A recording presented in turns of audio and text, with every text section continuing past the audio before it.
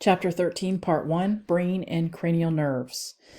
So as far as the development of the brain, I know part of the chapter talks about the actual development of the brain. I don't get into that. So just, as far as the fetal development and whatnot of the brain, I'm not going to worry so much about that. So the brain is part of the central nervous system. It is found within the cranial cavity, and there's four major divisions of the brain: the brainstem, the cerebellum, the diencephalon, and the cerebrum. Don't get cerebrum and cerebellum confused. They're similar words. They sound similar. A lot of students do get them confused. So when I go over the individual parts, make sure that you're aware of the differences there. So this large portion of the brain, where all these wrinkles are, basically from here out, all of this is the cerebrum. All of this is the cerebrum. It's the largest part of the brain. We have the cerebellum. It looks like this little baby brain in the back. And then we have the diencephalon, which is made up of a couple of different parts here, kind of in the central area of the brain. And then we have the brainstem. Sorry, the brainstem is basically this portion here. So we'll get into that, all of each individual part. So the brainstem is the region of the brain that connects the spinal cord to the base of the rest of the brain. There's three major regions to speak of the brainstem: the medulla oblongata.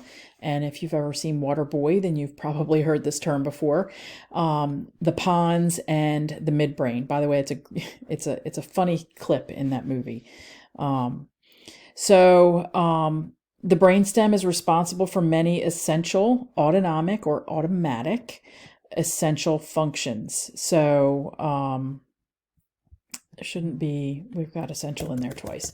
So many autonomic essential functions. So basically, life withstanding things that it handles. So this is an image, or an illustration rather, of the diencephalon and the brainstem. You're not going to have to necessarily label this by itself, but I would expect to have to label a brain similar to this. As far as, the cerebrum, cerebellum, and things that I'm going to talk about. Definitely for lab anyway. You may have a few things that you'll have to label for lecture. So I'm not worried about this. This is kind of pointing out related to some of the nuclei that are involved. I'm not worried about that. So the medulla oblongata, it is the most inferior part of the brainstem. So right above the spinal cord is the medulla oblongata. It is continuous with the spinal cord and has ascending and descending nerve tracts. What does the medulla oblongata do? It regulates heart rate, blood vessel diameter, respiration, swallowing, vomiting, hiccuping, coughing, and sneezing. I would make yourself a little chart, list the medulla oblongata, and then next to it write what it does, what it functions for.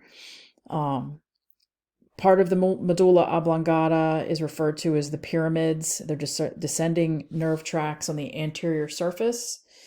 The inferior fibers, decussate,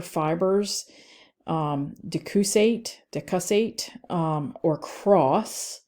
Thus, each half of the brain controls the opposite half of the body. So at the pyramids, this is where the nerve tracts, basically part of the nerve tracts, cross. So that's how if you have a stroke on the right side of your body, your left side will be affected. The olives are rounded parts of the medulla oblongata. They protrude from the anterior surface. So if you're looking at the brain in the anatomical position, it will be on the front part of the medulla oblongata. The nuclei within the olives help to regulate balance, coordination, modulation of sound from the inner ear. So make sure that you know all of this related to the medulla oblongata. Sometimes I just say medulla For me, it's the same thing, so just beware of that. The pons is superior to the medulla. It has ascending and descending tracts as well. The nuclei in the pons, the anterior portion relay between the cerebrum and the cerebellum. So a lot of times you'll hear that the pons is considered to be a relay station. So you may see that somewhere.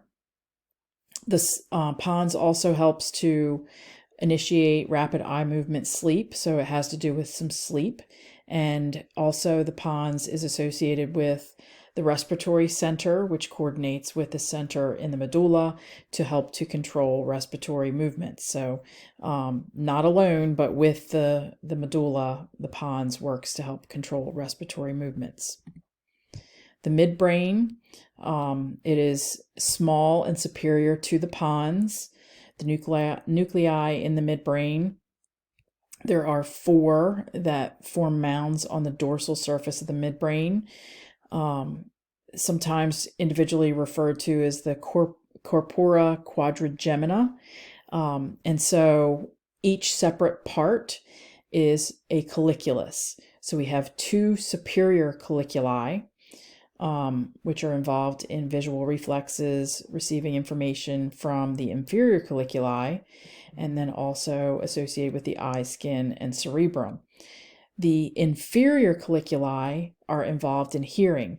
And if you look up a picture of the colliculi, the inferior colliculi look like 2, not to be kind of stepping outside of the boundaries here, but they look kind of like a baby's butt, like 2 little butt cheeks. And then the superior colliculi above that are 2 bumps on either side, a little bit smaller. So more on the midbrain. The red nuclei of the tegmentum aid in unconscious regulation and coordination of motor activities. The substantia nigra that area is pigmented with melanin, so it's a little darker, and that helps to maintain muscle tone and coordinated movements. And then there's some tracts in the brain as well. The tegmentum is ascending tracts such as the spinal and medial lemniscus from the spinal cord to the brain, and these carry sensory information from the spinal cord to the brain. And then the descending tracts are basically carry information from the cerebrum through the brainstem to the spinal cord. And so here's just an illustration here. So as far as reticular formation, these are groups of nuclei scattered throughout the brainstem. So reticular formation nuclei play roles in arousal, awareness, posture, pain, and the sleep-wake cycle. The reticular formation nuclei also help to modulate activity of cranial nuclei in the brainstem to help with coordinating swallowing, breathing, and heart rate. All right, so we are going to stop here and pick up on the cerebellum.